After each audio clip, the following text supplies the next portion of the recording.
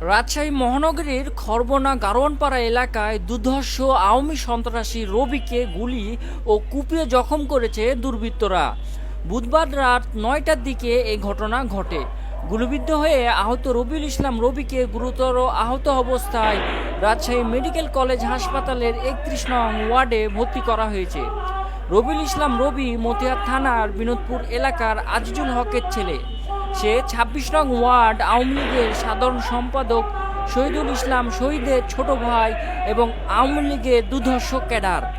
জানা যায়, গত জুলাই আন্দোলনে ছাত্র জনতার উপর খোলা ময়দানে গুলিবর্ষণ করা সহ রাজশাহী বিশ্ববিদ্যালয় ছাত্র শিবিরের সাবেক সেক্রেটারি শরীফুজ্জামান নোমানী হত্যা মামলার আসামি।